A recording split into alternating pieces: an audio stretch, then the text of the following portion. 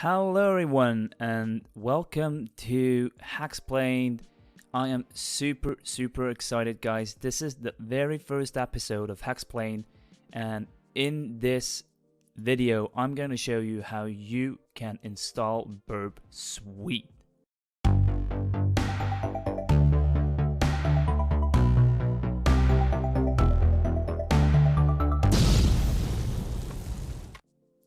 The first thing you gotta do is you have to navigate to https://portswigger.net, and I want to start with shouting out to Portswigger because what they are doing is just amazing.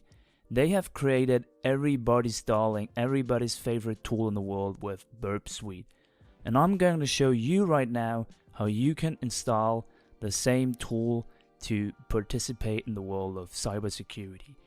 So start with clicking on products, and what you see is the entire Burp Suite family. So Burp Suite comes with 3 different versions. There is an enterprise version for larger organizations and development teams that mainly is interesting because of its CI integration feature. You won't need that for now. The professional version is the go-to tool for every penetration tester and bug bounty hunter out there.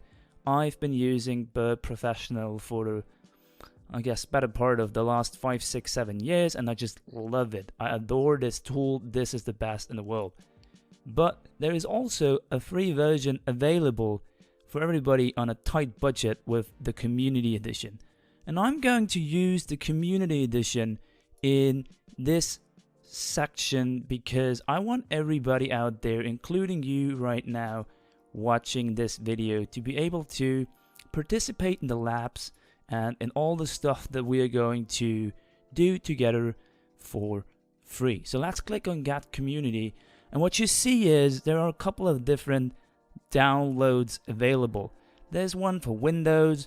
There is the plain jar file available if you only want the jar file, and then you can click on other platforms if you want to download it for Linux or if you are running on a Mac. I'm running on a Windows system. This is why I'm going to download Burp for Windows.